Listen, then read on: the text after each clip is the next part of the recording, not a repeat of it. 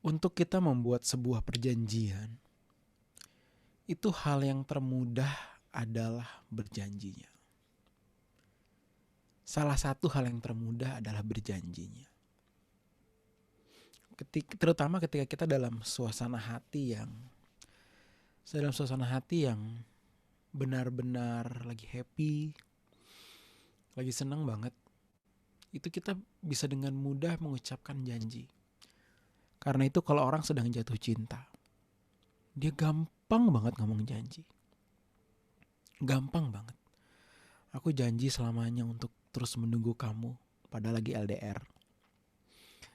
Aku janji setia sampai mati. Ini masih pacaran nih. Aku janji akan selalu membahagiakan kamu. Aku janji akan setia, janji. Itu karena suasana hatinya sedang dalam kondisi yang sedang puncak-puncaknya dalam mencintai.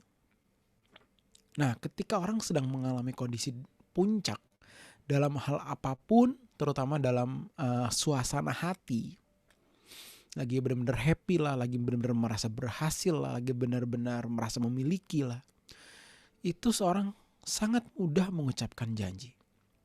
Tentu kita semua mungkin pernah mengucapkan janji ketika sedang happy, tetapi berubah ketika kita sedang tidak happy.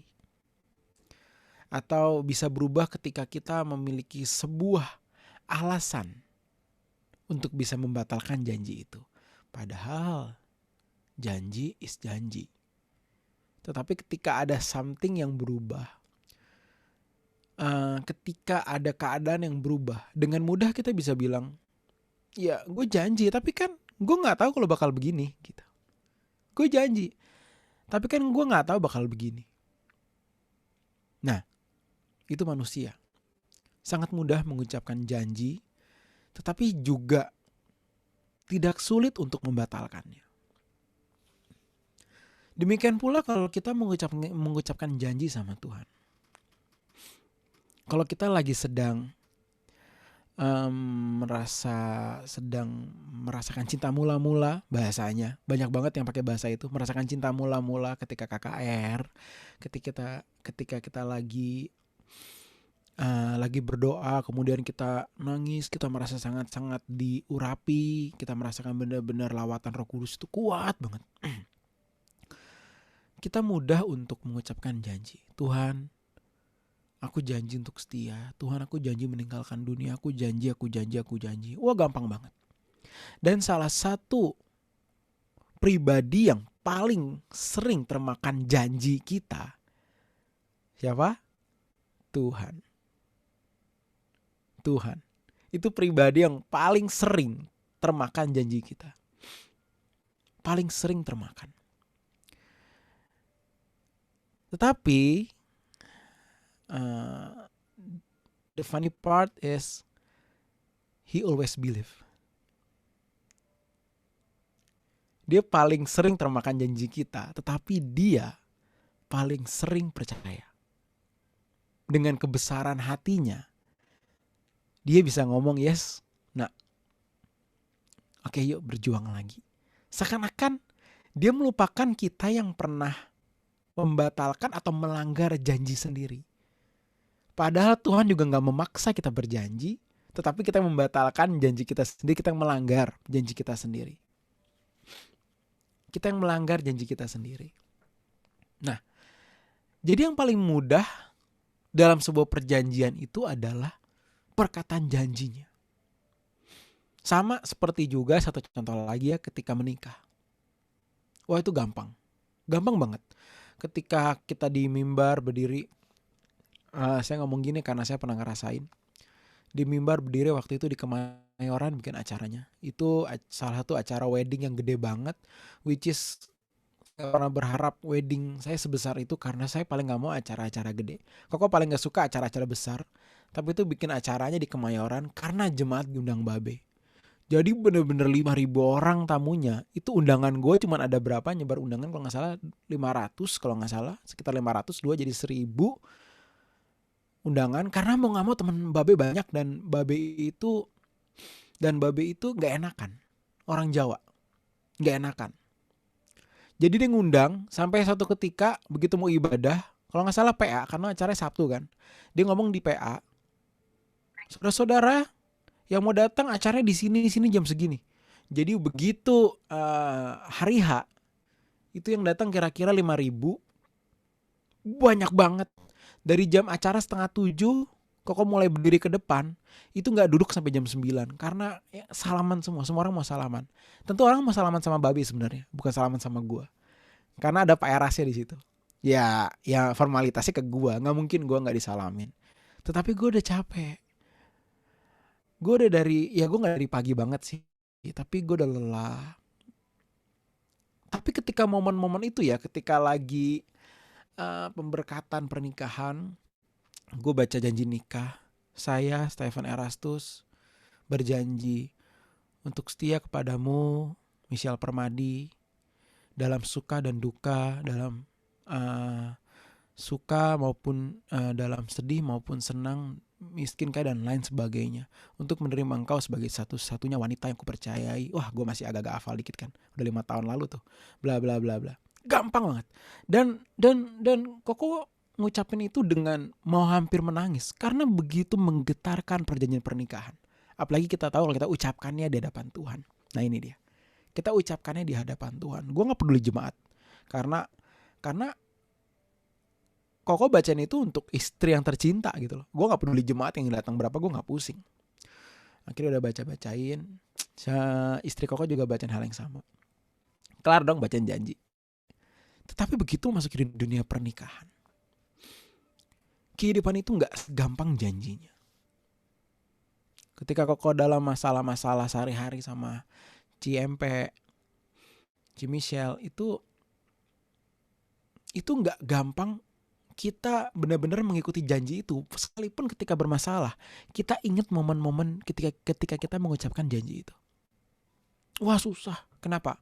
Karena yang kita lawan itu adalah emosi, bukan memori. Memori itu suka kalah sama emosi. Memori itu seringkali kalah sama perasaan. Pikiran itu sering kalah sama perasaan. Karena itu kadang kita mau pacaran sama orang tua kita gak setuju, kita bisa bohongin orang tua. Kenapa? Karena perasaan kita lebih kuat daripada logika kita. Secara kita ketemu pacar kita ini mungkin itu paling baru 3 tahun, tapi kita dibesarkan orang tua kita 20 sekian tahun. Tapi kita bisa mengkhianati yang lebih lama demi yang baru. Yang padahal kita juga gak tahu nih orang seperti apa. Kita hanya kenal dia sepermukaannya doang. Tetapi kembali, perasaan itu cenderung, bahkan sering kali lebih kuat daripada logika. Emosi lebih kuat. Perasaan, nafsu lebih kuat daripada logika. Kedagingan itu bisa lebih kuat daripada logika. Itu kedagingan kita.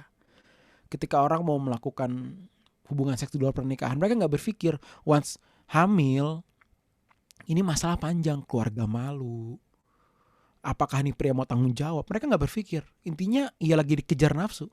Lihat deh, kedagingan itu membuat logika kita menjadi lumpuh, membuat kita dengan mudah melanggar janji kita. Padahal rata-rata kita orang Kristen pasti pernah berjanji untuk meninggalkan dosa. Sekolah minggu pernah janji, SMP pernah janji kalau retret, bikin dosanya pas kuliah. Lu setahun retret sekali. Lu setahun retret KKR berapa kali di gereja. Tetapi dengan mudahnya ketika nafsu itu mengejar, kita lupa janji kita sama Tuhan untuk selalu setia. Karena itu sekali lagi yang termudah adalah janji. Tetapi ada yang tersulit.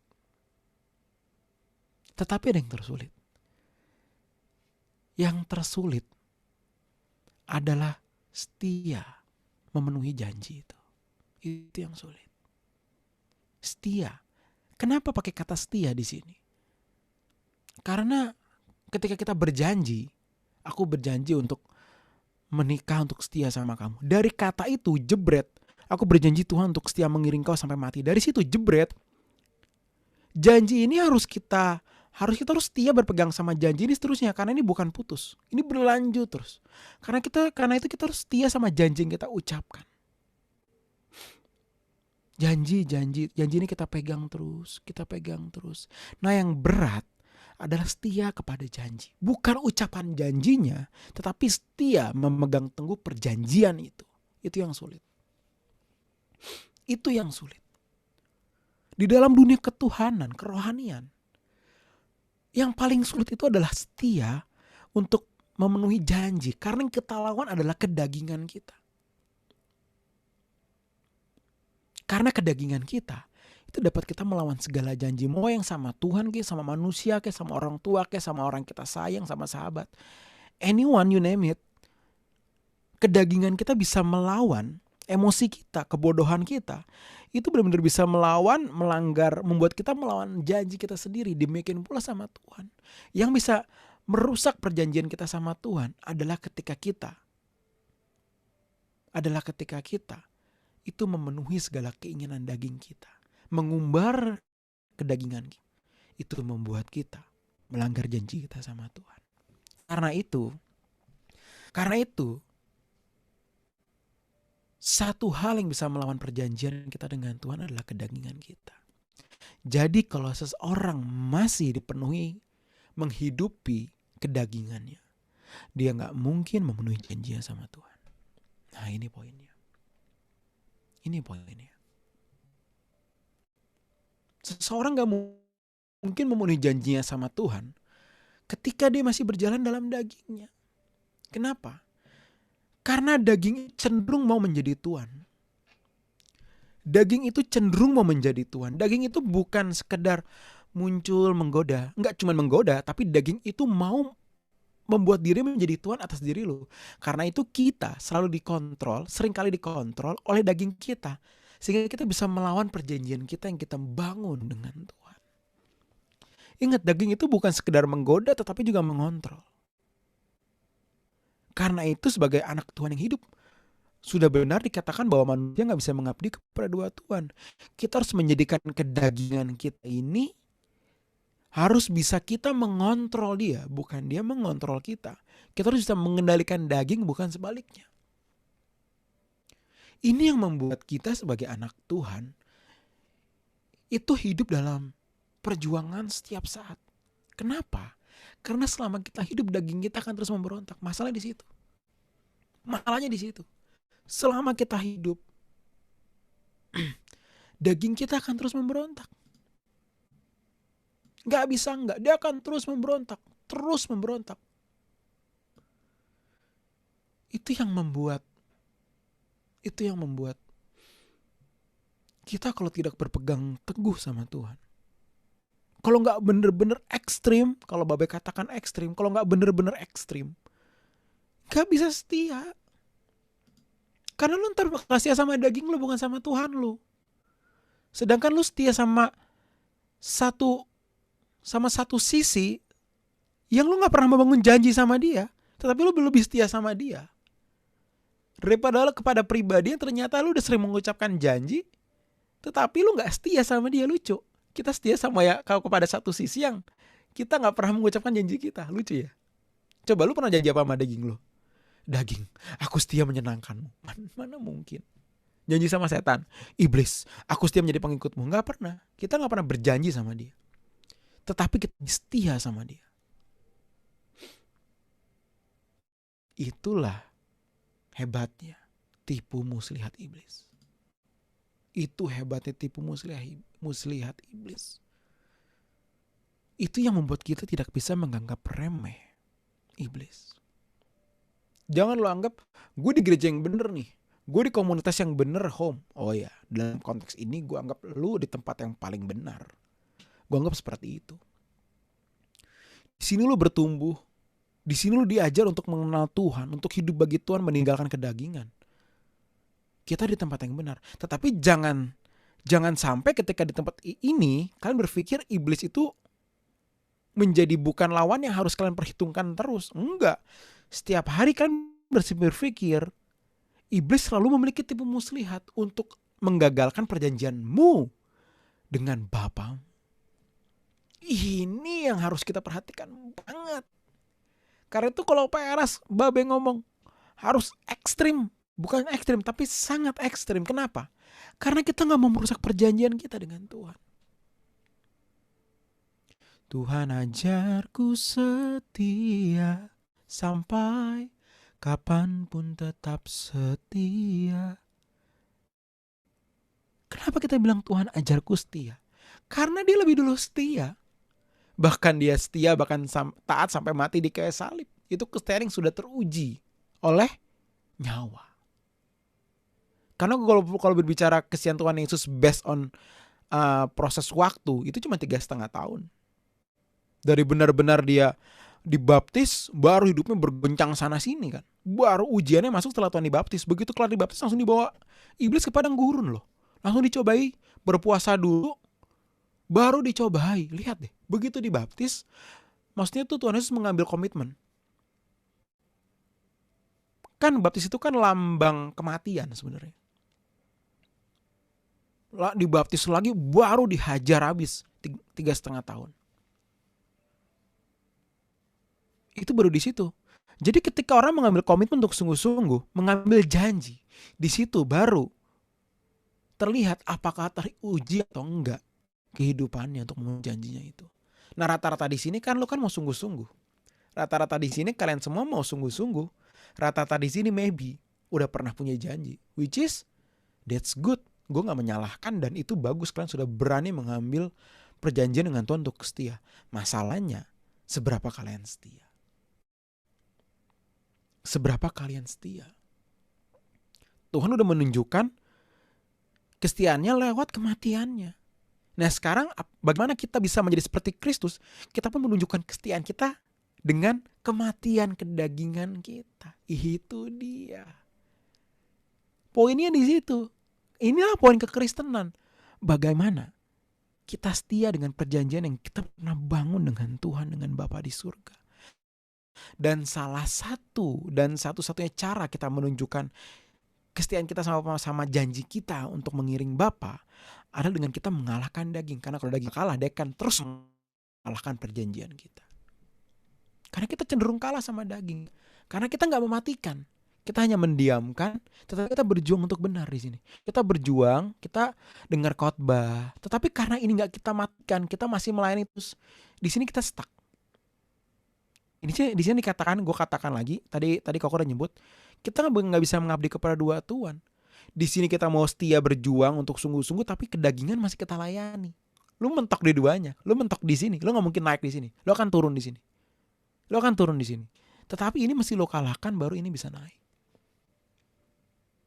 Kita harus mematikan daging kita agar kita bisa memenuhi janji kita untuk hidup bagi Bapa. Nah, mematikan kedagingan itu berbeda dengan mendiamkan. Berbeda dengan mendiamkan. Kadang kita masih setia, masih melakukan dosa yang sama berulang-ulang. Kita emosi masih, pikiran-pikiran kotor masih, emosi masih, cara berpikir yang salah masih. Tapi kita nggak menganggap diri kita salah di situ. Kita anggap baik-baik aja, tapi kita mencari Tuhan. Tetapi lu pernah gak lu melihat diri lu, kok begini-begini aja? Kok gue begini-begini aja ya? Kok ikut Tuhan kayaknya begini-begini aja? Sebenarnya yang membuat begini-begini aja itu adalah lu gak meninggalkan kedagingan lu semaksimal mungkin. Se-ekstrim mungkin. Orang yang meninggalkan kedagingannya gila-gilaan berjuang di sini, ikut Tuhan pun terseok-seok loh. Gak mudah loh untuk berkenan itu. Tetapi apalagi kalau orang yang nggak meninggalkan dagingnya tapi tapi pengen jadi anak Allah yang sejati, wah nggak bisa. Mesti benar-benar mematikan kedagingan. Mesti benar-benar misalnya kita lagi sendiri, lagi ada pikiran jahat yang terlewat, kita nggak, gue nggak mau berpikir begini, gue nggak mau. Pikiran pun kita paksa untuk lurus, kenapa? Karena aku mau setia. Kesetiaan itu dari hal-hal kecil setiap hari. Kesetiaan itu dari hal-hal kecil setiap hari. Itulah kesetiaan. Bukan oleh hal besar, tetapi hal kecil. Hal kecil. Di dalam Lukas 14 ayat yang ke-25, Lukas 14 ayat yang ke-28. Koko bacain aja. Lukas 14 ayat 28 sampai 30. Sebab siapakah di antara kamu yang kalau mau mendirikan sebuah menara, tidak duduk dahulu membuat anggaran biayanya. Kalau cukup uangnya untuk menyelesaikan pekerjaannya itu. Ayat 29. Supaya jikalau ia sudah meletakkan dasar. Ini bayangin ya, dia udah punya dasar nih. Ketika membangun menara, dia ini udah punya dasar. Dan tidak dapat menyelesaikannya, jangan-jangan semua orang melihatnya dan mengejek dia. Orang itu mulai mendirikan tapi ya gak sanggup menyelesaikan. Ini temanya tentang harga sebuah pengiringan untuk ikut Tuhan. Tuhan ngomong gini, lu mau bikin menara, lu hitung dulu anggarannya. Maksudnya apa? Kamu mau ikut aku. Ini kalau kalian baca ayat sebelumnya, ayat 25, Tuhan ngomong gini, kalau kamu gak benci orang tua lu, gak benci saudara lu gak bisa jadi murid gue. Nah itu temanya, tentang itu. Baru Tuhan ngomong di setelahnya. Kalau lu mau bangun menara, tetapi lu gak hitung anggarannya, jangan sampai lu gagal. Nah, yang menarik di sini adalah menghitung anggaran itu dalam bahasa aslinya adalah sefiso. Sefiso. Yang artinya adalah menghitung sampai detil terkecil. Kalian bayangin ya, dengerin banget sini, biar kalian gak skip. Menghitung anggarannya itu dalam bahasa aslinya adalah sefiso. Yang artinya menghitung sampai detil terkecil. Sefiso ini memiliki kata dasar sephos, yang artinya batu kecil yang halus. Dalam bahasa Inggrisnya pebble. Batu kecil yang halus. Terus hubungannya apa kok Evan? Batu kecil yang halus sama bangun menara. Artinya begini, Tuhan ngomong gini. Kalau lu mau bangun menara, kalau kamu mau bangun menara, hitung dulu sampai batu kecil yang paling halus. Jangan sampai lu udah mulai bangun dasar ternyata biaya lu kurang, perhitungan lu salah. Hitung sampai batu kecil yang paling halus. Yang paling halus, pebble, batu kecil yang halus. Hitung sampai segitu detailnya loh nak, kalau kamu mau ikut membangun menara. Sebenarnya Tuhan mau ngomong gini. Nah, kalau kamu mau ikut aku, hitung sampai sikap hidupmu yang terkecil. Itu adalah harga sebuah kesetiaan sama aku. Maksudnya begitu. Ayat ini bagus banget. Hitung sampai detil terkecil sikap hidupmu. Itulah harga sebuah pengiringan. Untuk setia mengiring aku nak. Pebble. Harga yang terkecil. Jadi memang ikut Tuhan itu untuk kita bisa setia sama Tuhan. Untuk kita benar-benar bisa setia sama Tuhan. Itu yang dibutuhkan adalah bagaimana kita setia sama hal-hal kecil. Itu yang harus banget kalian miliki. Tuhan ajarku setia. Apa tuh? Dari hal kecil. Dari kalian meresponi orang tua. Dari kalian meresponi, bahasa gue sering banget gue pakai bahasa ojol. Ojol karena gue juga banyak dealing sama ojol. Kalau misalkan beli barang, beli makanan, once gue, ini lagi PPKM begini kan. Once gue beli makanan, dia nanya alamat mulu, padahal udah titiknya udah bener. Nanya alamat mulu kan bete juga. Kalau nggak lama banget, batuk deh. Kalau nggak lama banget, dia kayaknya gue udah pesen kok dia masih di titik itu juga. Curiga dong, jangan-jangan dia masih ngopi nih belakangan nih, ngomongnya, oke pak, ditunggu ya, kan begitu bahasanya. Tapi nggak taunya mereka masih nongkrong di situ. Begitu dia datang, respon lu gimana? Yang awalnya mau ngasih tip, tetap ngasih tip nggak? Karena dia lelet. Apalagi nanya alamat songong, tetap ngasih tip nggak? Oh itu hal simpel loh. Itu hal kecil loh. Apalagi sama teman, sehome.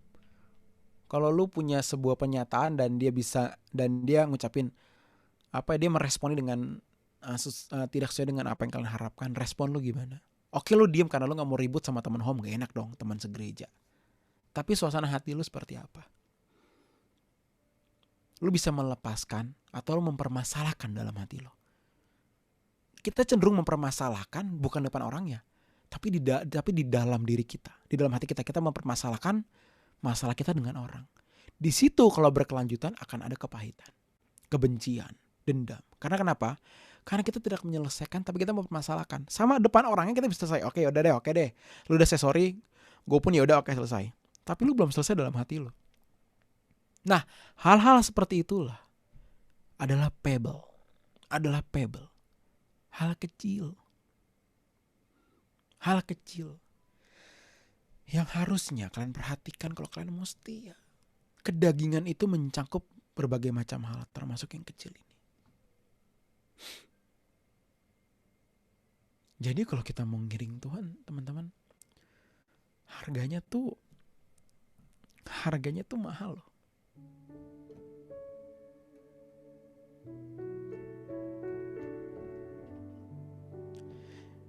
Sekarang kalau kita pernah janji sama Tuhan, Tuhan aku janji nih, gue pengen sungguh-sungguh bener. Yang harus kita lakukan setelah itu adalah kita membiarkan Tuhan ikut campur dalam hidup kita. Dan caranya kembali cuma satu. Ketika kita kudus. Karena dia begitu kudus, dia tidak mungkin berjalan sama orang yang tidak kudus. Kuduslah kamu sebab aku kudus. Tuhan ngomong gitu, kuduslah kamu sebab aku kudus. Artinya kalau kamu gak kudus, aku gak bisa berjalan sama kamu. Nah. Dan kekudusan itu apa? Segala hal dikehendaki oleh Bapa, itu kekudusan. Jadi selama kita gak kudus, kita gak bisa berjalan bersama Tuhan.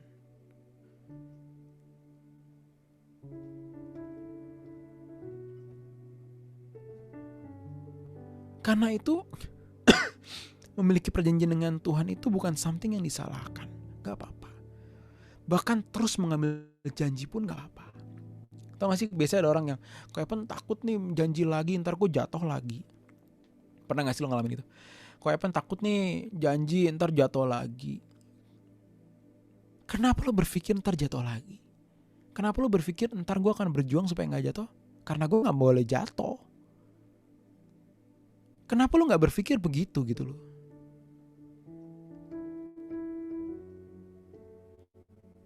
Nah jadi pola pikir kita mesti kita rubah nih.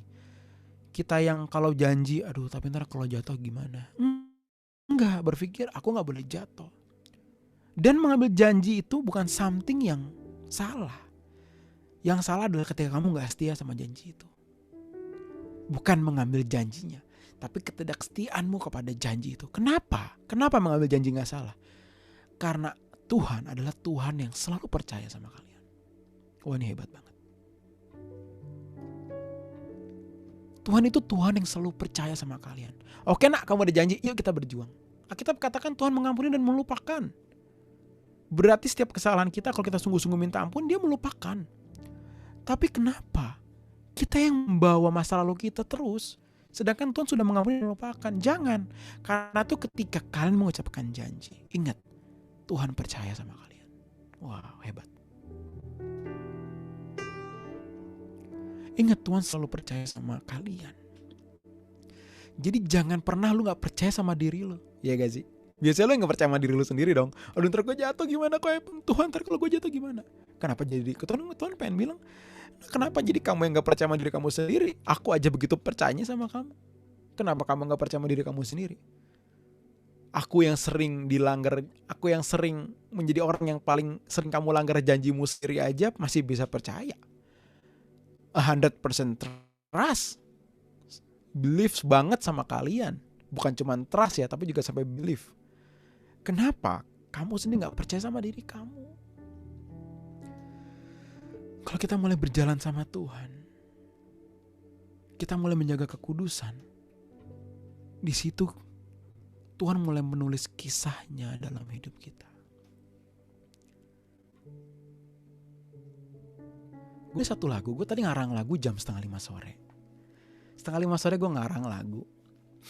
Tapi lagu baru jadi banget, gue takut bisa lupa di tengah ya. Tapi kata-katanya bukan nyanyi buat umum, ini buat sendirian solo sih sebenarnya.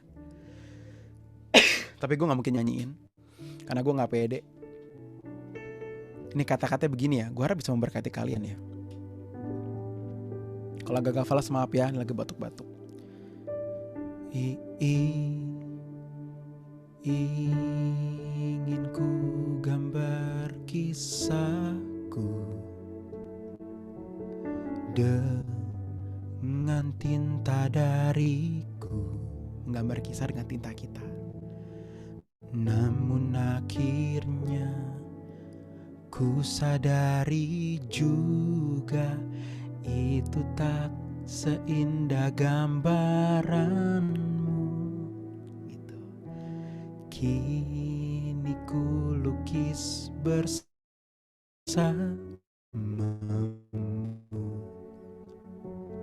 dengan tinta warnamu. Indah, terlalu indah setiap goresan tanganmu. Kau lukis hidupku dengan imajinasimu. Bukan imajinasi kita ya. Dengan imajinasimu kau torehkan warna indahmu. Ku sediakan hatiku menjadi kanvas kudusmu. Tuh judulnya kanvas kudusmu. Judulnya kanvas kudusmu. Kita harus menyediakan diri kita menjadi sebuah kanvas. Kenapa? Agar Tuhan menuliskan kisahnya bersama denganmu. Digambar, dilukis. Maka lagu ini kata-kata depannya, dulu aku tuh mau menggambar kisahku sendiri dengan tinta yang juga dari gua. Tapi ternyata akhirnya aku sadar kalau gambarku gak seindah gambaranmu Tuhan. Pasti gitu.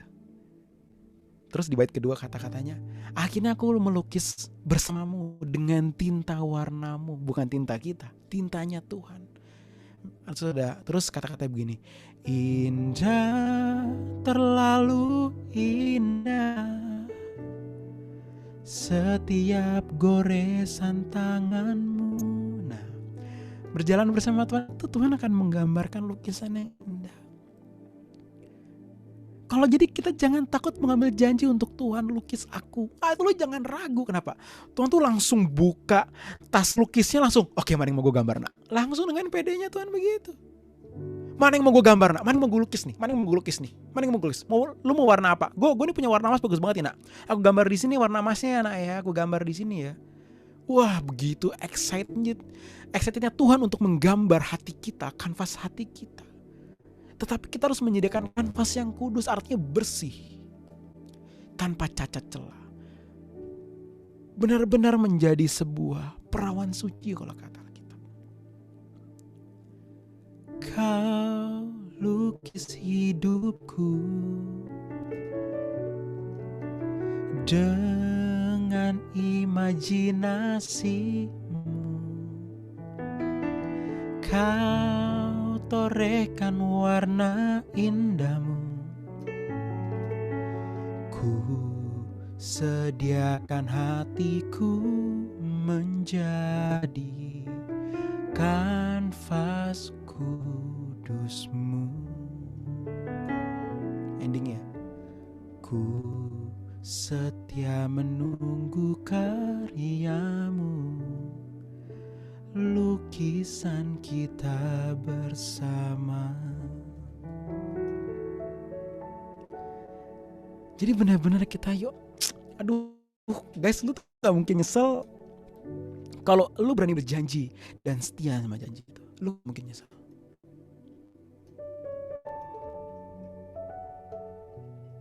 Lu gak mungkin nyesel. Karena itu poin terpenting dari sharing gue malam ini, setelah ini kita ngobrol-ngobrol, ada yang mau nanya segala macam terserah. Poin yang terpenting adalah gini. Beranikan dirimu untuk berjanji. Dan gak cuma berjanji karena itu paling mudah. Tadi di awal gue udah bilang berjanji itu adalah part paling mudah dalam perjanjian. Yang kedua adalah apa? Setia dalam perjanjian itu. Tapi takut, gak usah berpikir takut. Jalani dulu. Tapi gue takut jatuh. Jalani dulu. Ntar kalau jatuh, Tuhan tersedih, yes Tuhan sedih. Tapi kalau kamu mau sungguh-sungguh dan berjanji lagi, Tuhan melupakan kejatuhan kamu dan berkata, aku siap melukis yang baru untukmu. Dan poin ketiga adalah apa? Persiapkan hatimu, kosongkan agar menjadi kanvas yang bisa digambar suka-sukanya Tuhan. Itu ya. Jadi poin kita 3. Yang pertama, beranilah berjanji. Dan kedua, setialah pada janjimu dengan mematikan daging. Dan ketiga, siapkan hatimu untuk digambar. Dan pembahasan mengenai Tuhan menggambar di kanvas kita, itu pembahasan yang berbeda lagi, which is itu bisa satu pertemuan yang begini lagi. Tapi intinya, gue ngomongin intinya dulu ya, digambar Tuhan itu berarti ada sebuah guratan kalau bahasa puitisnya. Artinya coretan-coretan yang dalam yang bisa menyebabkan kenangan yang gak hilang. Dan itu biasanya itu cukup menyakitkan. Tapi di situ kita dididik menjadi dewasa. Oke? Ada yang mau nanya? Ada yang mau ngobrol? Ada pertanyaan. Pertanyaan aku, kenapa sih kita tuh harus berjanji gitu? Kenapa kita nggak ya udah tanpa janji aja kita jalan terus setia sama Tuhan, kayak ya nggak usah janji karena itu udah kewajiban kita aja gitu. Kenapa harus ada janji? Oke. Dengan sebuah janji kita tuh bisa akan lebih, dalam tanda kutip ya, kita akan lebih bisa terkejar, bisa ada yang mengejar. Karena dalam segala hal yang benar-benar sifatnya dalam, itu dibutuhkan perjanjian, apapun itu. Pernikahan membutuhkan perjanjian, karena itu udah berbicara mengenai keterikatan dua manusia. Harus ada perjanjian di situ. Tanpa perjanjian, menjalani sebuah kehidupan rumah tangga tanpa perjanjian itu nggak ada ikatannya. Kadang kita nggak mau ambil janji, memang. Gue pun dulu berpikir kayak kamu sih, nggak janji deh. Tapi kalau emang aku setia, kenapa aku nggak janji? Mikirnya begitu jadinya kebalik. Kenapa gue nggak? Ya udah gue nggak janji lah, gue setia aja. Tapi kita mencoba berpikir dengan logika terbalik. Kalau aku setia, kenapa aku nggak berani janji? Toh aku setia juga kok. Sebenarnya begitu. Kenapa? Karena kita cenderung takut mengambil janji. Jadi dengan tanpa mengambil janji, kita pengen setia tanpa sebuah tekanan. Sebenarnya begitu. Tetapi sebenarnya dengan janji, itu menunjukkan seberapa serius kita sama Tuhan. Karena itu hari ini dinamakan dengan baptisan.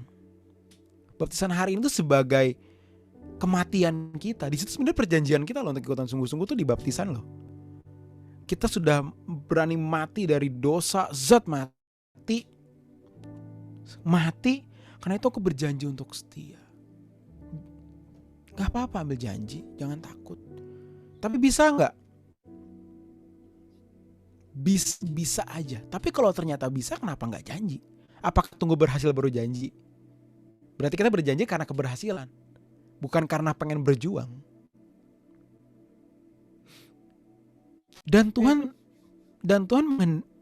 happy. Pengalaman gue sih, ini ayat gue gak nemuin sebenarnya sih, tapi perjalanan hidup gue, Tuhan tuh sangat bersukacita dengan perjanjian kita yang sesungguh. Itu benar-benar sebuah oke, gue serius ya. Ada hentakannya di situ, itu dengan perjanjian. Ini Koko share pengalaman Koko sebenarnya si Elizabeth. Bisa diterima, bisa enggak. Tapi kalau emang kamu mau setia, gak ada salahnya kok. Janji. Tadi kenapa Elizabeth mau ngomong apa? Berarti janji itu yang mengikat kita sama Tuhan gitu ya kok, istilahnya. Yang mengikat adalah pertumbuhan sebenarnya. Janji itu adalah sebuah langkah awal, janji. Tapi selanjutnya adalah apa? Pertumbuhan kerohanian. Ini yang terus semakin mengikat. Jadi perjanjian itu bukan sebuah ikatan sebenarnya, tapi sebuah kayak orang mau lari itu kayak udah siap yang 1, 2, yang udah bener-bener mau lari, yang udah bener-bener siap, tinggal nunggu pistol baru lu cabut, yang ada begitu tuh. Janji, begitu jeder. Nah, prosesnya ini nih. Semakin lu setia, lu kan semakin terikat sama pribadi ini. Gak ada keharusan untuk berjanji. Tapi kalau bisa kenapa enggak? Gitu doang sebenarnya. Oke. Lo kan lebih mau sungguh-sungguh ketika lo janji kok. Pengalaman Koko sih gimana? Karena Elizabeth? kayak ada yang mas berhutang gitu kan, kita kayak berhutang sesuatu gitu nggak sih? Kayak Iya. ingat kayaknya gue. Dan gak ada salahnya memiliki aset berhutang. Karena memang kita berhutang kok. Kita kan udah ditebus. Itu hutang yang gak bisa kita bayar oleh apapun. Hanya dengan hidup kita bisa bayarkan. Yes, betul. Ya, dan janji itu perlu diulang terus nggak kok? Kalau misal kita udah jatuh, apa kita janji lagi atau ya udah itu yang kemarin masih valid kok? Gitu. Kalau menurut Koko ya, gini, kita tuh nggak mungkin. Sebenarnya kita jatuh bangun itu ada, even kita nggak mau jatuh. Tapi jatuh bangun itu ada kenapa? Karena itu proses kehidupan. Akan terus ada jatuh bangun. Gini, selama kita mau terus berjalan untuk setia walaupun kita sering jatuh, Koko rasa nggak diulang nggak masalah. Tetapi ingat, kondisi perjuangannya, level perjuangannya nggak boleh berkurang. Terus gitu. Tapi apakah di tengah ini kalau mau janji boleh nggak? Ya terserah, itu nggak problem. Itu kan urusan kamu sama Tuhan. Janji lagi, go ahead janji lagi. Tapi ingat, mental untuk berjuangnya nggak boleh hilang. Karena percuma berjanji tapi kalau mental perjuangannya udah nggak ada. Lo gak mungkin memenuhi janji lo aja. Gak mungkin. Karena itu mental perjuangan yang harus kuat. Nah mental perjuangan ini didapat dari apa? Dari kita bertemu dengan Tuhan setiap hari. Kita dengar firman. Di sini terbangun mental terus berjuang. Itu di sini. Gitu Elizabeth. Oke. Aku ada satu pertanyaan lagi deh terakhir dari aku. Oke. Kadang tuh ya kok aku udah jalan sejauh ini gitu kan sama Tuhan, udah ya berjuang banget gitu, tetapi kenapa sih kadang itu aku masih kayak merasa mencurigai Tuhan dan seperti kayak nggak percaya gitu, apakah benar semuanya ini tuh Tuhan yang Tuhan yang kasih atau Tuhan yang izinkan terjadi gitu. Karena jatuhnya jadi merasa kayak itu karena kekuatan aku aja gitu, karena aku tekun gitu, atau karena aku ini gitu. Jadi masih mencurigai itu, masih kayak kadang pikiran-pikiran gitu masih ada. Aduh itu jahat banget sih. Gimana ya, aku bingung banget kadang. Kamu harus selalu ingat bahwa Tuhan itu mau mendewasakan, bukan hanya sekedar mencayang-cayang kamu. Itu harus kamu ingat. Tuhan itu mau mendewasakan kamu agar kamu menjadi seorang huios, not notos, tapi huios, which is pangeran, prince. Prince itu harus dihajar. Harus dihajar. Jadi apakah hidup ini gak adil? Mereka yang sekolah akan berkata, kenapa gak adil banget, gue masih bangun pagi pulang sore banyak PR. Tuh gembel-gembel gak usah sekolah, happy aja di pinggir jalan. Gue gak adil nih hidup. Kalau dari sudut pandang itu, anak sekolah bisa ngomong gitu. Kenapa gue bangun pagi jam 6 ngerjain PR ulangan gila-gilaan, apalagi yang sekolah-sekolah mahal nih, misalkan let's say bisa penebur lah, itu kan pelajarannya gila banget susahnya gitu. Kenapa gue gitu gembel-gembel di pinggir jalan, pengamen-pengamen ketawa aja tiap hari kayak di situ. Hidup ini nggak adil. Tergantung sudut pandang, betul gak?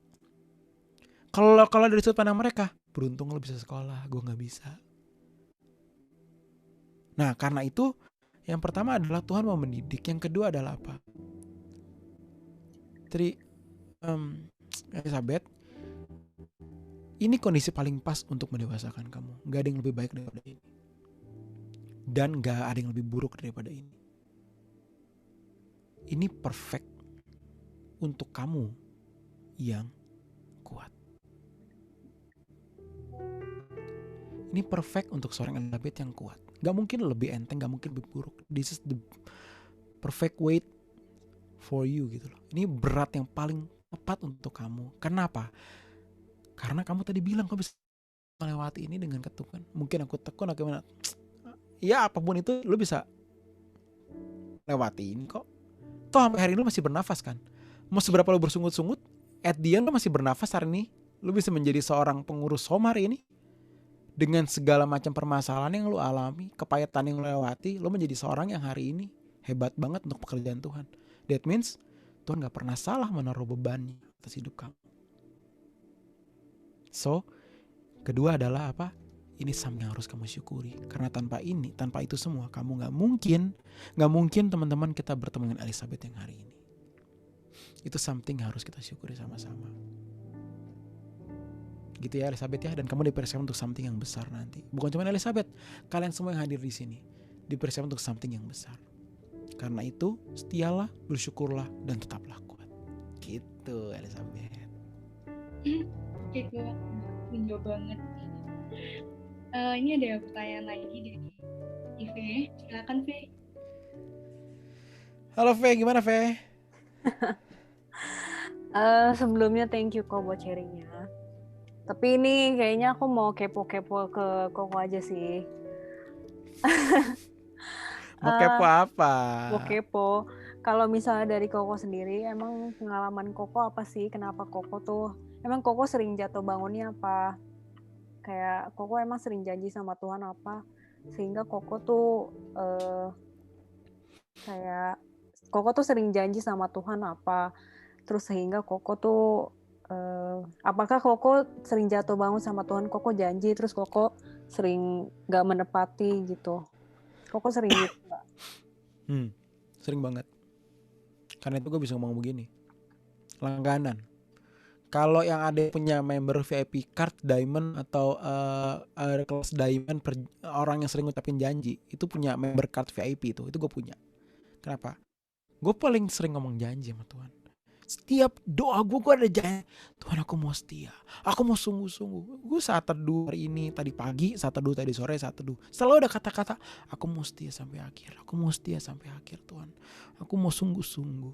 Tapi at the end, di dalam perjuangan pasti ada kejatuhan, tapi bukan terus berjanji. Kenapa? Karena semangat gue gak pernah turun. Gue akan berhenti mengucapkan janji ketika gue gak bersemangat berkenan. Jadi selama gue mau berkenan, gue akan terus berjanji. Karena I know, one day, gue akan bisa lulus. Itu Ve. Yang nyemangatin Koko itu apa? Apa yang nyemangatin Koko?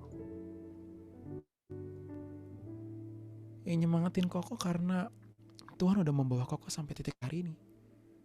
Dan Tuhan gak pernah meninggalkan gue. And that makes me strong. Itu yang membuat gue kuat. Mengalami Tuhan, mengalami Allah yang hidup setiap saat, itu membuat gue kuat. Dan gue tahu aku berjanji sama orang, sama pribadi yang benar-benar nyata. Dan aku gak akan menyesal berjanji sama pribadi ini. Karena one day ketika semua hilang, semua meninggalkan, ada Dia yang pasti ada. Tuhan yang membawa gue sampai hari ini gak mungkin meninggalkan gue di sini, karena gue dibawa sampai hari ini. Karena itu gue berjanji. Gue udah dibawa sampai hari ini kok.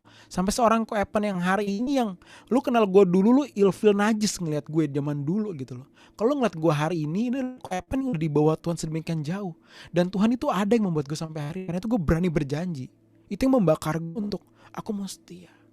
Karena Dia membawa gue sampai titik ini. Itu. Kalau peran dari keluarga ada nggak kok? Keluarga juga support Koko. Ini kayak talk show ngomongin gue ya. Lo kayak jadi mata Eve. Hah? Mata Najwa, mata Koko Iya, Najwa. biar kan terinspirasi Koko, gitu. iya kan Koko berbagi pengalaman gitu biar anak-anak Oke. juga. Iya dong. Iya. It's okay, it's okay. Kok gak masalah, gue juga happy kok. Tapi jarang Itu banget jangan Hom tuh nanyain dikit tentang sih. gue mulu. Hom jarang banget nanya tentang gue. Peran keluarga ya. Basically gue bukan orang yang bisa dipaksa. Mau sama orang tua ataupun sama istri. Jadi bokap sampai hari ini udah tahu nggak mungkin maksa gue, nyokap juga, karena once maksa itu bisa debat, bisa ribut sama gue. Bokap, nyokap, istri, adik semua sama. Basically gue tuh batu banget. Jadi bini gue udah tahu banget deh, dia nggak mungkin maksa gue dari dulu. Dia cuma bilang, dia kalau pengen Koko gimana, dia cuma diem doang, ya udahlah. Jadi kalau bikin salah, bini gue nggak berani sembarangan negor gitu loh, karena kalau momennya nggak tepat, gue bisa, emang kenapa sih gini ya salah, jadi gue bisa songong juga gitu loh. Jadi kadang-kadang bini gue kayak, ya udahlah diam aja lah.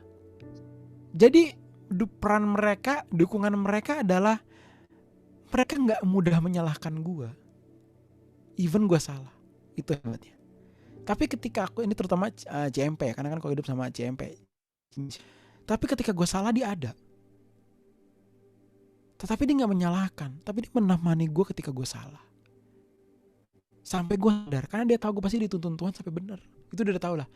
Jadi kalau gue masih ada jalan yang salah, dia mau kasih tau udah males, ya ntar Tuhan bakal ngasih tau lu kok. Itu bener. At the end bakal dikasih tau Tuhan. Gue baru, ya bener juga yang Tuhan ngomong begini-begini, Tuhan ngajarin gue begini-begini. Aku tuh kalau ngomong susah, mesti Tuhan yang ngomong sama Koko, kata CMP kayak gitu. Tapi di tengah kesalahan gue dia ada. Itu dukungan.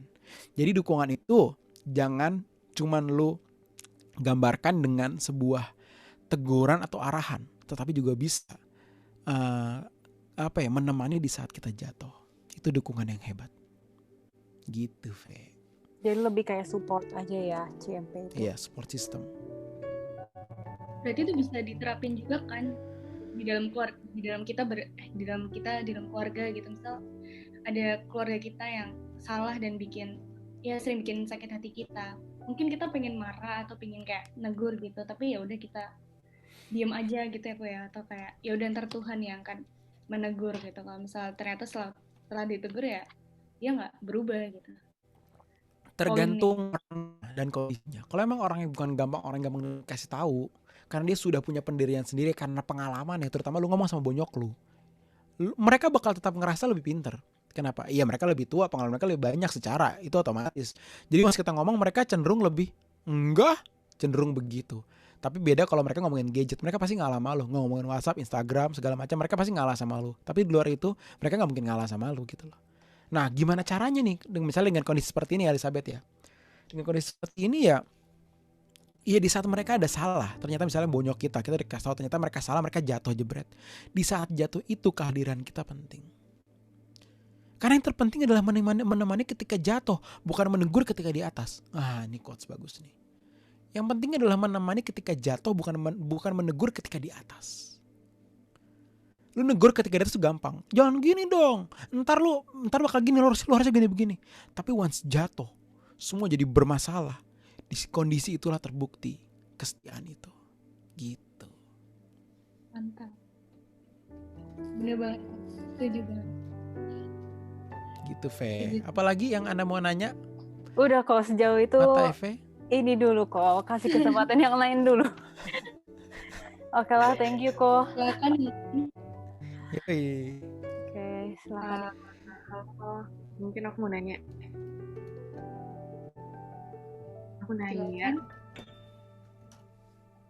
Dengar nggak? Gimana? Oh? Yunika. Iya, Yunika mau nanya. Yes. Gimana?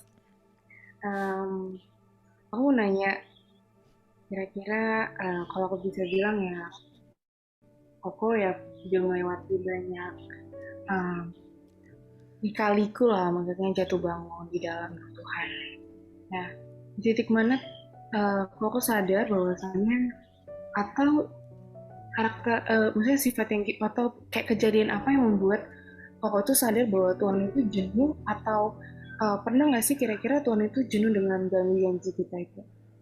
Karena sampai sekarang ya jujur setiap kita mengucapkan janji kayaknya nggak ada kata jenuh gitu. Padahal kan sebenarnya aku rasa jenuh itu perlu ya. Jadi kita itu lebih tersadar kayak, aku jenuh loh dengan semua janji kamu gitu. Aku pernah merasakan, dan Tuhan tuh pernah nggak sih kayak gitu?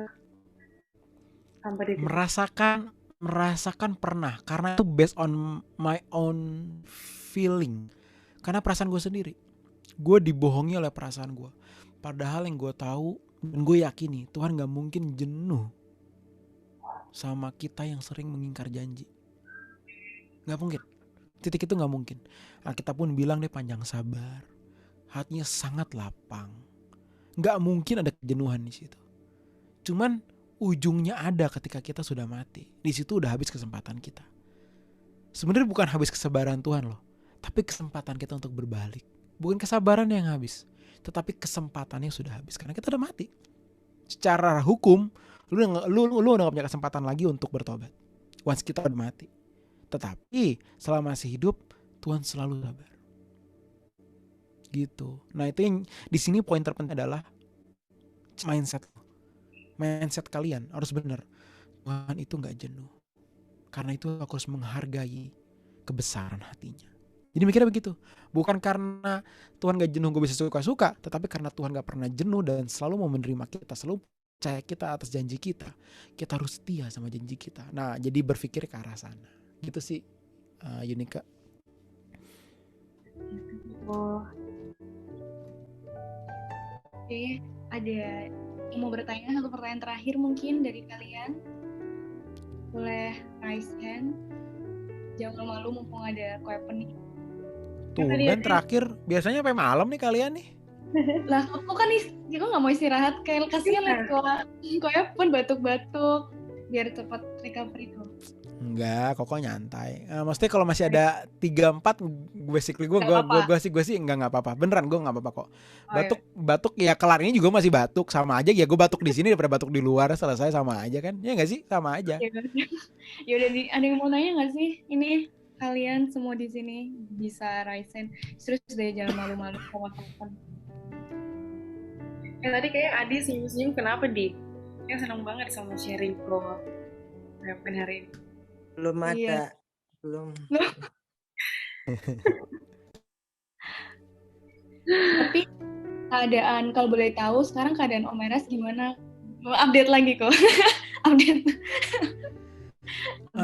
Om Eras itu udah sangat jauh membaik. Jadi hari ini Doi udah PCR. Kalau udah PCR berarti kan udah membaik dong. Masih di RS. Kadang-kadang pakai oksigen, tapi emang udah tua sih, emang udah 60 kan. Jadi ya diharapkan lolos 100% dalam arti sama sekali gak menggunakan itu. Kayak gue di rumah aja isoman, sama sekali gak kenapa-napa, itu kayaknya agak susah karena umur.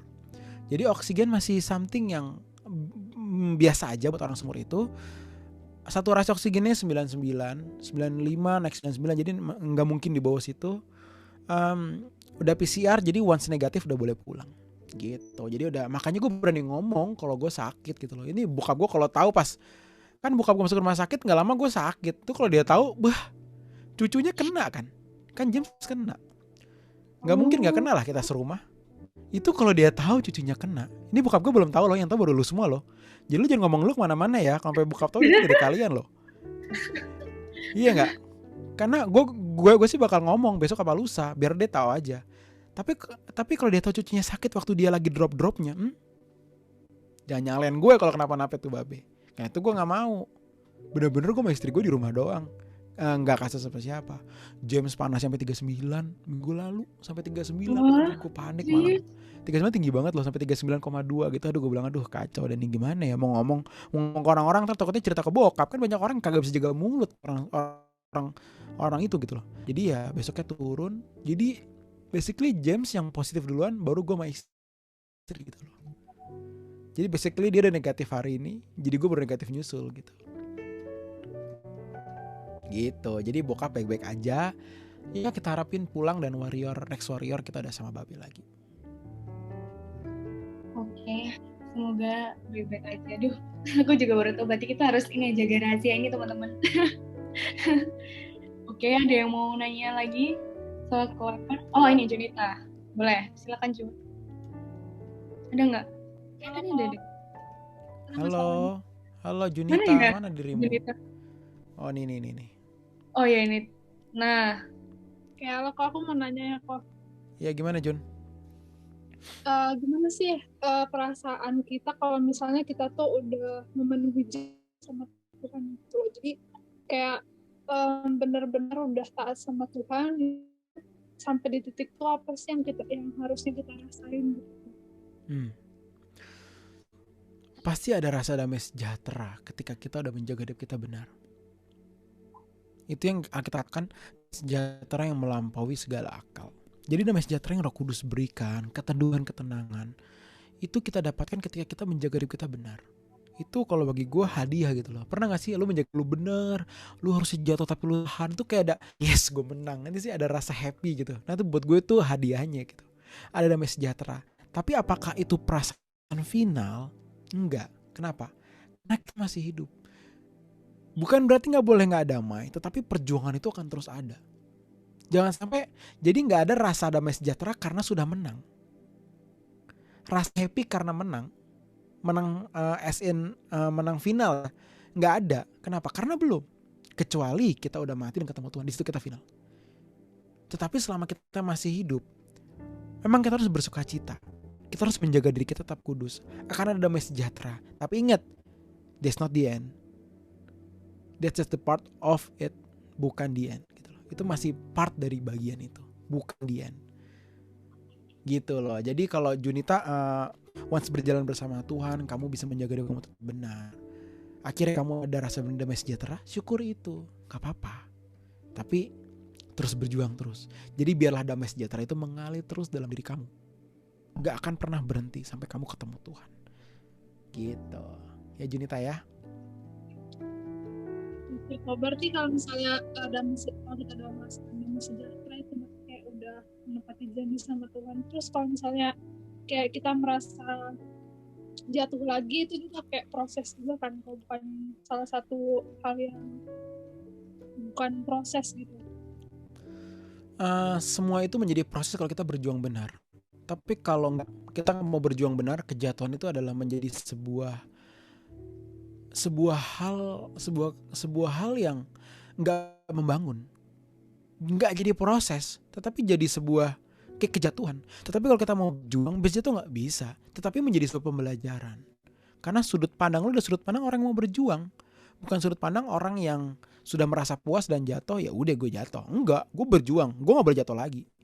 Karena itu nggak boleh ada pikiran nanti kalau aku jatuh lagi gimana kalau habis janji. Itu yang dari tadi gue bilang nggak boleh. Kenapa? Itu sangat berbahaya. Itu secara mental lu udah kalah duluan, ngerti gak sih? Sebelum perang, gini, tentara mau perang nih. Ntar kalau gue mati gimana? Itu udah langsung kalah setengah 50% dari mentalnya. Bukan dari tenaga ya, dari mental udah kalah 50%. Ya ntar kalau gue mati gimana? Iya, kalau perang lu bisa mati bisa nggak 50-50 dong, betul gak sih? Apalagi lu perang di barisan terdepan, jadi udah nggak usah dipikirin. Yang lu pikirin adalah aku masih menang. Bukan nanti kalau mati, tapi aku masih menang. Sama Junita, ikut Tuhan. Bukan nanti kalau jatuh gimana? Jangan. Jadi nanti kalau jatuh gimana? Gak usah dipikirin. Yang penting gue berjuang gak jatuh. Sebisa-bisa gue, segila-gila gue, se-ekstrim-ekstrim gue gak mau jatuh. Udah gitu Junita. Berjuang terus di situ. Ya. Dan satu tadi Koko lupa mau ngomong ini. Kalau tadi kamu sebut kata kalau kita sudah menepati janji untuk taat. Kamu bisa menepati itu kalau sampai mati kamu taat. Sampai kamu dikenal Tuhan nanti. Itu baru kamu memenuhi janjimu. Sama buat semua yang hadir di sini. Kalau kita selama kita masih bernafas, berarti kita belum memenuhi janji kita. Kita masih menghidupi janji kita. Karena itu poin gue adalah kita setia dan kita setia sama janji. Kenapa? Karena kita masih menghidupi janji itu. Sampai mati jebret, baru kita, Tuhan aku memegang janjiku sampai selesai. Nah itu baru benar. Gitu ya. Oke, thank you. Yoi Jun. Ini ada yang DM aku, pertanyaan dari seseorang. Ko, pernah gak sih Koko jatuh di pride? I mean, bukan pride seperti kaya terus pamer, tapi pride di mana Koko kadang itu karena pertobatan Koko atau progres Koko yang kelihatan lebih closer to God. Nah itu gimana kalau kita mulai ada gejala kayak gitu? Nanggulanginnya tuh seperti apa? Gitu. Pernah, itu pernah banget. Itu puas diri gitu ya Pak maksudnya? Iya, yes, gue udah makin bener nih. Saat teduh gak pernah bolong nih. Hal itu pun bisa menjatuhkan. Itu tipu muslihat iblis yang mantap banget. Menjatuhkan lu dengan perjuangan lu ikut Tuhan. Kan gila. Perjuangan lu aja bisa jadi kejatuhan lu gak? Gila gak? Itu gila banget. Tetapi, ada tetapinya nih. Kalau kita terus setia, even mungkin kita sombong sampai kita gak menyadari kita sombong. Kalau kita terus setia ikut Tuhan, ngejar Tuhan ya, Tuhan akan nunjukin. Kamu sombong nak di sini. Cara nunjukinnya gimana kok? Lu dibanting. Ya, kok gue bikin salah sih? Nah, kamu masih bikin salah karena itu bergantung sama aku. Kamu masih bisa jatuh karena itu haruslah terus berjuang. Jangan merasa nilai kamu udah bagus.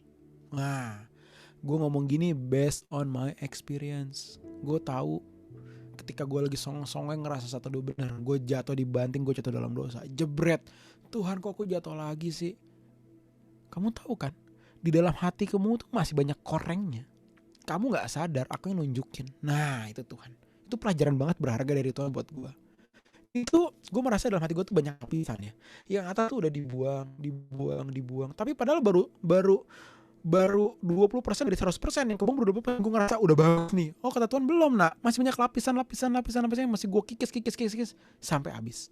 Baru lu nggak mencintai diri lu. Nah itu dia. Terus gimana caranya kok Evan bertumbuh?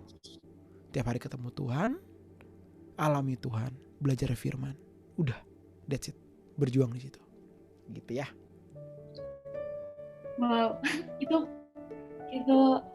itu yang juga pernah aku alami gitu. Aku merasa kayak kadang tuh merasa kayak udah kudus banget gitu ya. Tapi terus tiba-tiba kayak ditunjukin Tuhan, ini loh masih ada yang monster kamu yang nggak kelihatan. Aduh itu rasanya malu sih, kayak merasa udah ini banget.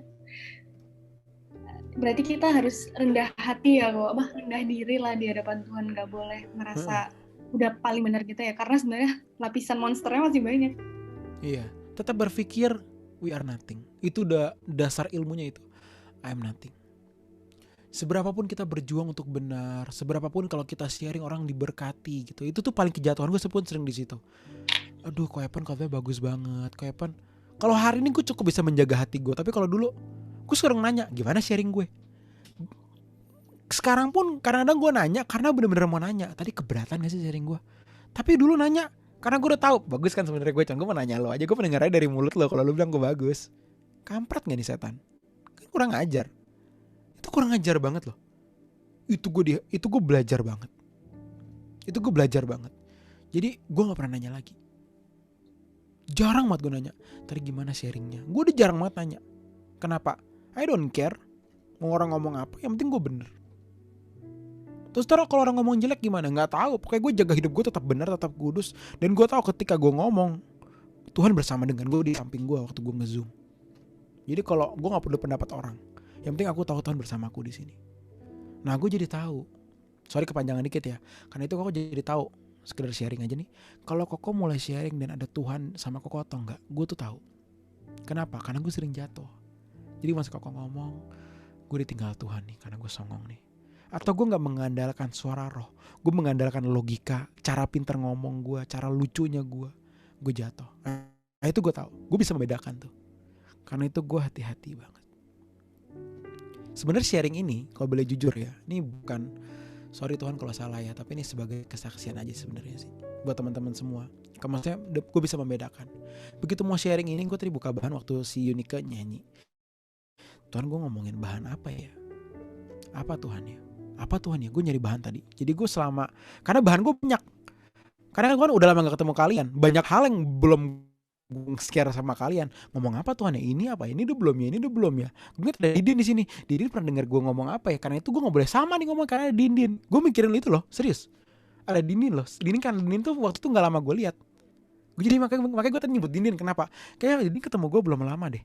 Pas Yunike nyanyi gue mikir, aduh Dindin nih. Masa gue dibilang orang yang nggak persiapan kalau khotbah gue sama? Nah itu ngaco tuh, mulai ngaco tuh. Serius Din, nih kehadiran lu tuh membuat gue tadi kayak begitu. Bukan gue takut malu, tapi gue jadi berpikir, aduh kalau ntar Dindin mikir gue khotbahnya sama, gue jadi nggak persiapan nih. Betul nggak? Kan gue ada rasa ketakutan begitu gitu loh. Tapi tadi Tuhan, aku tahu engkau sudah mempersiapkan something yang hebat hari ini. Udah gue tutup persiapan gue. At the end gue nggak ngomong, hari ini gue nggak ngomong persiapan. I know ada something yang Tuhan mau sampaikan buat kalian semua tanpa gue baca persiapan gue hari ini. Karena gue gak mau persiapan apapun hari ini. Sorry ya, gue sama sekali gak sombong. Tapi I know ketika gue mulai sombong, Tuhan mulai gak suka. Kenapa ada si Dindin? Lu takut ya dinilai gak persiapan kan? Karena lu nyari bahan pusing kan Pan? Gitu. Terus kalau lu dianggap bisa bikin bahan baru, kenapa? Dianggap lu persiapan, pintar. Gitu. Ya udah gue takut. Jangan sampai gue baca persiapan gue di sini ternyata Tuhan nggak datang. Gue takut banget. Aduh, gue tahu rasanya krik-kriknya buat hati gue, kosong hati gue tahu. Dan gue takut banget jatuh di situ. Karena itu Tuhan begitu tadi. Waktu Yunike nyanyi, Tuhan ajarku setia. Aku pengen bahas setia Tuhan. Udah, langsung gue ngomong. Ini bahan yang tanpa persiapan gue. Ternyata ini bisa jadi bahan gue buat nextnya. Jadi gue bikin bahan sembari sharing. Nah ini yang gue yakin Tuhan bersama dengan gue. Kalau gue gak mau mengambil nilai ketika gue sharing. Sama ketika gue jaga hidup benar, Tapi gue mengambil nilai, wah gue udah kudus nih, gue jatuh di situ. Gitu. Sorry agak panjang ya, tapi jadi kesaksian gue juga. Gitu. Anyway, tadi yang nyanyi itu Karen, yang main piano gini. Maaf. Bukan Yunika ya? Soalnya Yunika Pangaribuan gak sih tadi? Soalnya nyala dia, biru-biru ini, hijaunya nyala di dia, bukan ya? Iya, yang main Yunike, yang nyanyi Karen. Satu rumah kan, kakak beradik. Iya, sama Karen. Maaf ya, mana si Karen sih? Karen udah gak Karen? Oh, Karen Pangaribuan, iya ini dia nih, yang si Pinky beneran. Sorry ya Karen ya, dan Yunika kebalik. Oke. Thank you. Oke, ada lagi yang mau bertanya, teman-teman. Serius nih, jangan dipendem-pendem. Oke, satu deh dari aku. Kan aku tinggal di sini gitu kan, di luar gitu, dimana orang itu semua pokoknya harus bisa dimasukkan ke dalam pikiran gitu. Apa yang nggak make sense itu yang nggak dipercayai. Nah sekarang kita tuh jadinya gimana? Tuhan itu sebenarnya harus semua di logika atau ya juga harus pakai perasaan gitu. Gimana? Kadang kan apa yang Tuhan lakukan tuh kan kayak nggak bisa di logika gitu kan, kok kayak ngerasain damai sejahtera, ngerasain sukacita, damai itu kan nggak bisa diungkapkan dengan kata-kata. Iya. Ngomongin Tuhan logikanya apa coba? Di mana logikanya lo ngomongin Tuhan? Itu aja lo udah bingung. Udah itu aja dulu. Nggak usah ngomongin jauh-jauh deh. Nggak usah ngomongin Roh Kudus, damai sejahtera, segala macamnya. Tuhan dulu aja deh. Lo nyebut kata Tuhan itu udah something yang nggak logika gitu loh. Kenapa? Kagak ada, nggak kelihatan. Jadi once kita mau berbicara tentang Tuhan, lo harus sudah ready masuk ke dalam ranah logika lo. Karena itu kalau Tuhan mau dibuat logika, akhirnya lu ketemu doktrin, bukan ketemu perasaan Tuhan. Di sini banyak teolog-teolog, kalau kata khotbah Pak Eras tiap minggu, jatuh kenapa? Karena mereka mencoba logikalisasi Tuhan. Sedap, gue gak tahu ada tuh bahasa apa enggak sih, tapi kayaknya sih ada. Melogikalisasi Tuhan. Dibuat rumus, Tuhan itu bla bla bla, Tuhan itu bla bla bla, baca Alkitab bla bla bla. Lu gak ketemu Tuhan karena itu karakter lu gak berubah. Kan Babe sering ngomong begitu kan. Mengalami Tuhan, bukan hanya pintar berkhotbah. Kan Babe sering ngomong gitu. Kenapa? Takutnya begitu, Elizabeth. Orang kejebak untuk melogikai Tuhan. Padahal Tuhan gak bisa dilogikain. Kenapa? Karena perasaan tuh gak semudah itu masukin dalam logika, betul gak? Coba perasaan, misalnya sini ada Evelyn kan. Coba gimana cara perasaan Evelyn dibikin logika? Perasaan is perasaan, kedalaman perasaan gak bisa masuk ke dalam logika. Itu gak bisa ditebak, itu harus digali. Karena itu Tuhan itu yang memiliki perasaan sebagai satu pribadi, yang memiliki pikiran, perasaan, kehendak, itu bukan dilogikakan, tetapi dialami. Kayak gue sama istri gue. Rumus apa yang bisa membuat gue mengenal istri gue? Rumus apa yang bisa bikin gue kenal istri gue? Masih banyak hal yang belum gue temui dalam diri dia. Ya, even gue udah menikah 5 tahun lebih. Ternyata aku harus mengalami dia setiap saat. Aku harus semakin mengenal dia. Betul gak? Itu perasaan manusia loh. Apalagi Tuhan yang gak kelihatan. Dan lu melogikakan, orang-orang melogikakan Tuhan dengan ayat-ayat kata-kata Alkitab. Sorry. Lu menemukan doktrin, ilmu, teologi ya, tapi gak menemukan Tuhan. Itu yang membuat para hamba Tuhan jatuh. Gitu. Jadi buat Elizabeth, kamu di lingkungan yang seperti itu, I know. Kamu kan di Jerman kan, kamu di Eropa yang which is banyak pendeta di situ. Teolog-teolog melogikakan Tuhan tuh dari daerah lu. Jerman itu banyak banget, itu benar-benar banyak banget di daerah dia nih. Coba kalau teologi sana itu hebat-hebat banget. Sekolahnya bagus-bagus banget. Library itu bagus-bagus banget. Kenapa? Mereka cari ilmu tentang terus-terusan. Dia pintar nggak? Pintar teologi ya rata-rata. Tapi coba karakter hidupnya kayak gimana? Kebetulan lu di sana kan, Babi sering ngomong kan, kejatuhan Eropa gitu kan. Nah, lu di sana sekarang lu kayak gimana tuh? Tuh melogikan Tuhan tuh kayak gitu tuh. Kayak gitu. Jadi kamu alami Tuhan. Alami Tuhan. Jangan memaksa Tuhan masuk dalam logika kamu. Nggak alami Tuhan. Belajar boleh, kebenaran doktrin belajar terus di GSKI Rehoboth belajar terus. Tapi pertemuan dengan Tuhan nggak boleh lu lupain. Semua sama yang di sini. Kan Gisela juga bukan di Indonesia kan? Ya gak sih, Gisela nih gue kenal dia udah lama banget sih. Gue lupa gue ketemu Gisela tahun kapan. Tau lah, kapan sih Gisela kita ketemu pertama kali banget? Malam minggu gak sih? Betul, waktu itu masih Kotepen sama ini masih di Kebon Jeruk, masih sekolah minggu tuh, yang untuk anak-anak SMP, SMA. Tuh, gila gak? Udah lama banget, sekarang dia udah buset dah, udah segede gini. Itu lama banget gue ketemu dia gitu loh. Gisela kan kayak di luar juga. Oke, yang nggak di luar pun tetap sama. Temuin Tuhan, alamin Tuhan. Jangan lo pikirin doang. Temuin dia, alami dia setiap saat. Itu yang buat kalian setia ntar. Oke, gitu ya. Oke. Ada yang mau nanya lagi kok gimana? Ada Karen? Mau nanya, ini kayak terakhir banget deh buat terakhir ini. It's okay Ito. Gimana Ito? Oke. Kok mau nanya kayak emang Tuhan sebaik itu ya? Ya maksudnya apa mungkin Tuhan selalu memberikan kesempatan itu atau waktu? Dan kalau semisalnya iya, ini kayak aku ngalamin gitu loh, kalau kayak gimana kalau justru kebaikan itu dijadikan tameng kayak oke, next masih boleh karena itu kayaknya Tuhan boleh-bolehin aja nih. Aku nanya balik, emangnya Tuhan sejahat apa? Siapa yang bisa menjawab dalam dunia ini atau palingnya dalam komunitas ini? Ini bukan pertanyaan yang bukan buat Karen doang, tapi buat semua juga. Seberapa jahat kalian pikirkan tentang Tuhan? Coba, lu bisa jawab nggak? Seberapa jahatnya Tuhan yang bisa kalian pikirkan? Coba, gue mau tahu. Ini ngomongin sebelum kalian mati aja dulu ya. Maksudnya seberapa jahatnya Tuhan sih? Oh, Tuhan membawa gue dalam kondisi seperti ini. Yakin itu Tuhan yang mau atau karena emang kehendak bebas manusia yang membuat kita seperti ini? Ini ribet banget kalau mau dijawab. Seberapa jahatnya Tuhan bagi kalian? Nah, karena itu begini, si Karen, apakah Tuhan sebaik itu?